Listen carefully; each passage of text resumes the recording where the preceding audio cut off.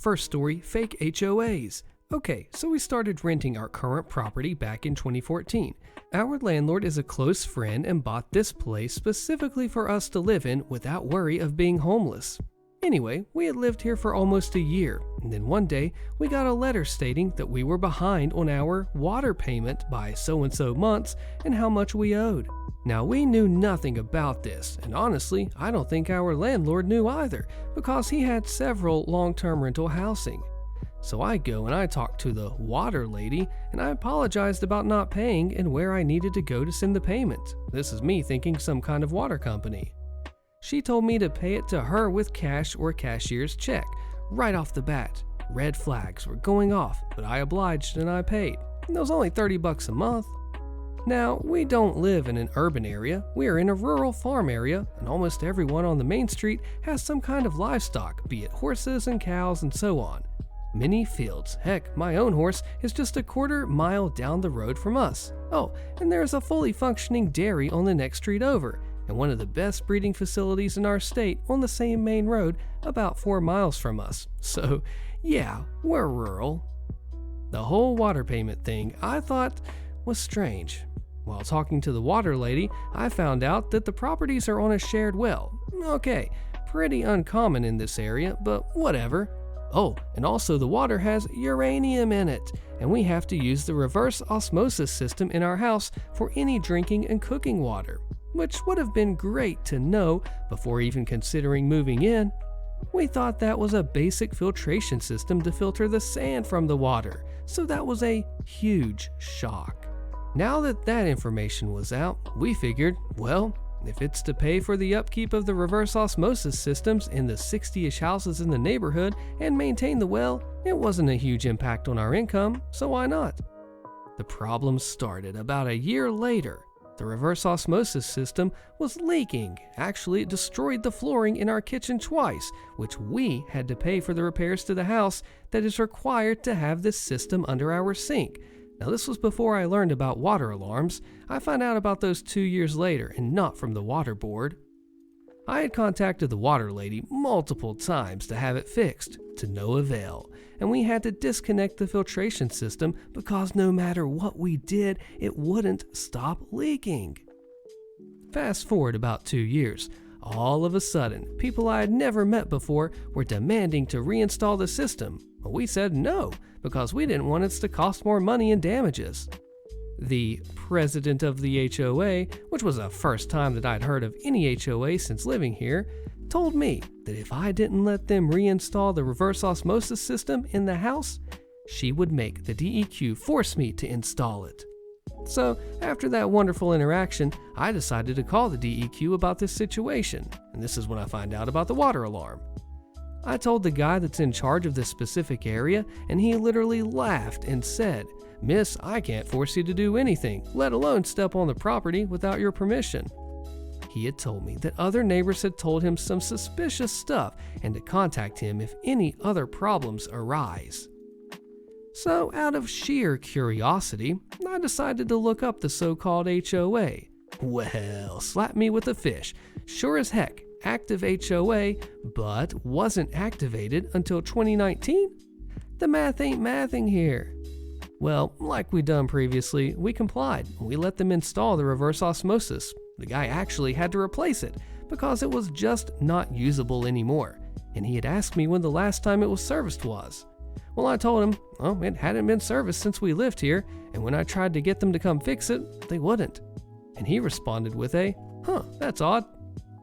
Shortly after that, our water lady was taken off the water board because she was unable to do what was needed mentally, and yes, I noticed, and was replaced by the now so-called secretary treasurer. Okay, whatever. Now, about a year after that, we get this notice stating that the water bill was being raised from $30 to $45 a month. Okay, fine. But our reverse osmosis system wasn't being tended to, and we were all told not to tamper with them in any shape or form. So basically, since we got the new reverse osmosis system, they haven't replaced the filters, and there's nothing we can do about it. Now, about 3-ish months ago, they held a meeting to vote to raise the water bill again. We were unable to attend the meeting, and also, we weren't allowed to vote. but they decided to send us this huge explanation of why it needed to be raised and so on. Many people in the neighborhood were unable to attend because of work or other things, but somehow they got, I think it was a 38-38 vote to raise it. Huh? They raised it from $45 to $60, and now look, I know some of you guys probably pay more than that, but for us, that was a huge increase in such a short time span. So one of our neighbors asked us what we voted, and we told him, well, we weren't allowed to vote, and he asked why, and we told him because we don't own our house. And he said, well, I don't either, but I was able to vote, and I voted no, and so did many other neighbors. That was when things started getting super red flags blaring around. So around July 16th, we got a letter in the mail stating rules, many of which conflict with our state laws. So I decided to look up the state's rules and regulations regarding HOAs. And after doing some digging and finding out that they cannot raise the dues by more than 10% in a year, which they obviously did raise it more than 10%, which led me to somehow look up the HOA itself. There was an original HOA that started in 1981, but it was dissolved and forfeited in 1983, and there was no HOA until October of 2019, and it was administratively dissolved and revoked in 2021. They are still forcing dues using fear tactics to make people comply the works. There are a couple of houses for sale in our neighborhood, and one says no HOA, and the other says HOA fees $30 monthly. I don't know what to do, honestly. This is the first time that I've ever had to deal with an HOA, and obviously they're breaking laws, getting renters kicked out of their houses, just the works, and I feel like it's only a matter of time before we're going to have to move because of the HOA board pestering our landlord. The only reason we complied is to keep peace. But now that we know we're having our money stolen from us for years, it's infuriating. If we could just up and move, we would, but we can't, and we have to deal with these people. Any advice on what to do would be helpful. Also, we have no common areas unless you want to count the area where the water pumps are, which no one but board members and a landscaping company are allowed to go on. That is also the only area that the HOA owns. All the land in the houses are owned by someone. OP and the HOA engineers bring the heat to a Karen in illegal wall building neighbor gets her 7-foot wall torn down and rebuilt, posted by deleted. The next door neighbor and my dad have this old enmity because of a small invisible line between our house and theirs outside in the street, even though any space past the gate or fence is public property. And the neighbors were complaining that our trash bags were getting onto their grass. To define that line, my dad built a small 2-foot concrete wall, kind of like the Great Wall of China or the Berlin Wall. You get the idea. Fast forward a few quiet years later, the neighbor starts building a new wall directly next and against the dining room wall. The entire side stretches about 60 feet long. Over 9 a.m. breakfast, you can hear the guy slapping concrete blocks on the dang thing. And it's pretty terrifying because the wall is years old. I mean, the house is years old too. So it has a fairly nice chance of breaking and falling.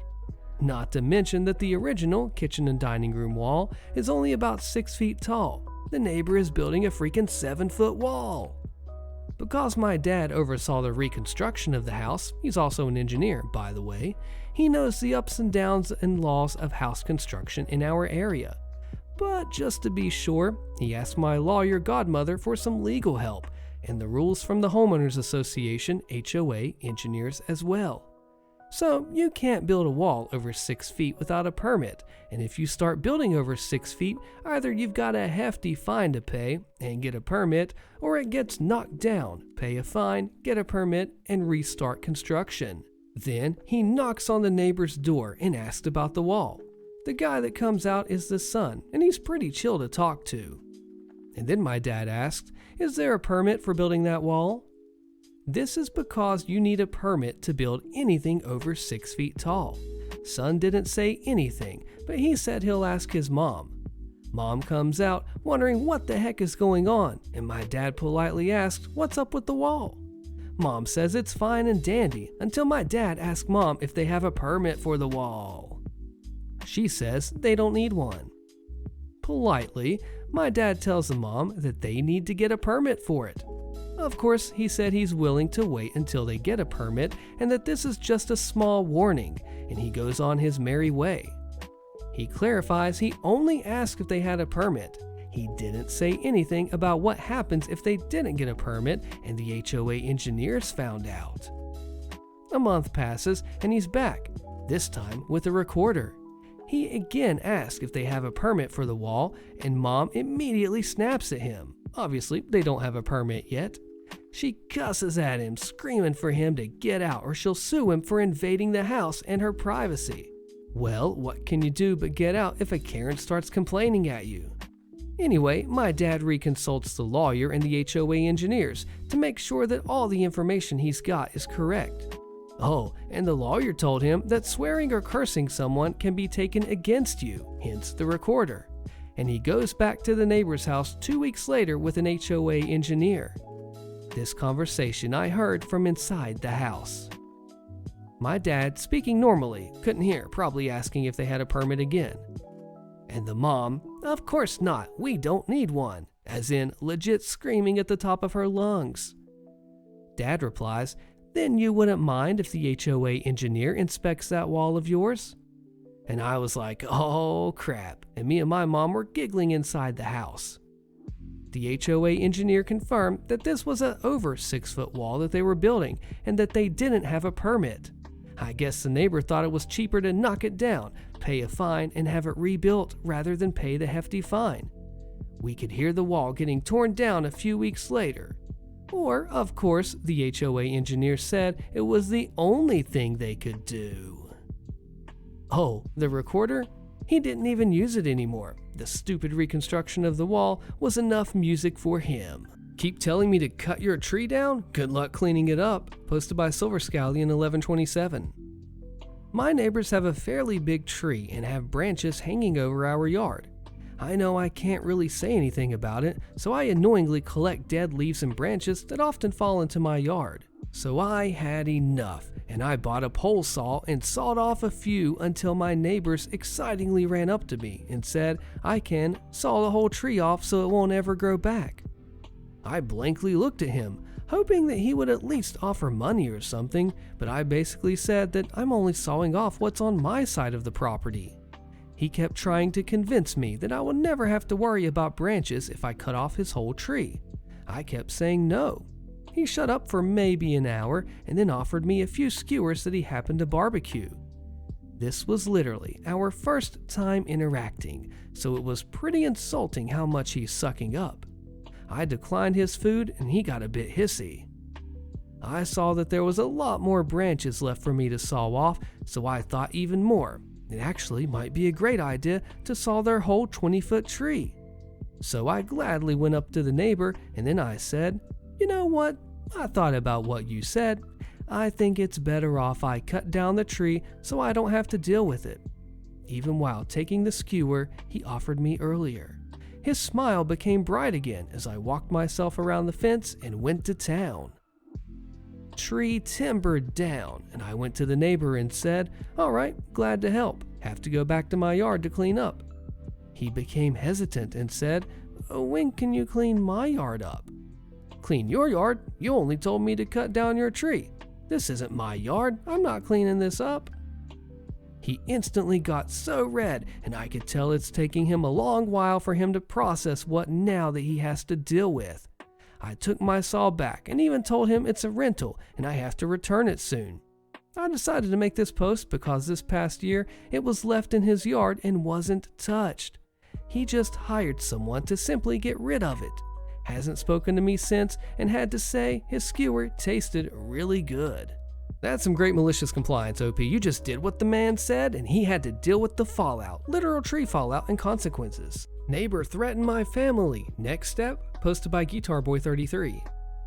Neighbor moved next door in my formerly quiet cul-de-sac a year ago. Their once nice house is now a yard full of trash, and they park their cars in front of my house. They block my driveway. They drag their trash cans all the way over to in front of my house. They put their trash in my cans, and so on. I go out at least once a day and throw trash and other items back into their yard from mine. I've missed multiple days of mail because they park in front of my mailbox. So today, their trash was back over in front of my house, blocking my mailbox, and I dragged it back to in front of their own home. The very large father and neighbor came over and banged on our door. My adult daughter answered, and he shouted that he was going to beat her freaking butt. Her husband, my son-in-law, came out and was also threatened. He told us never to touch his cans again, and he can put them anywhere he wants in the cul-de-sac because it's public property. So I heard about this maybe 15 minutes later and went next door and asked if he threatened my daughter. He said he did and then proceeded to threaten to kick my butt. So I called the police. They came out and basically took a quick report and they left without arresting him or doing anything. They basically told me that I can file a protective order if I want and that I should just stay out of his way. I have a 10-year-old granddaughter and a 1-year-old grandson living with me. I can't just allow this threat to my family. So the officer didn't even give me his name so I can file a protective order.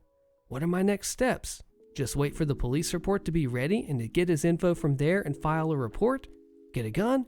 I feel like my family could be harmed every time they come and go from the house. I was very disappointed the police didn't seem to care or want to help. Comments are suggesting cameras and then to call the police station and ask for a copy of the report and it might have his name on it. Good idea. The HOA puts a lien on my house and everybody else's too, but we're not in the HOA. Click the video on your screen, you don't want to miss a crazy fallout, and I'll see you there.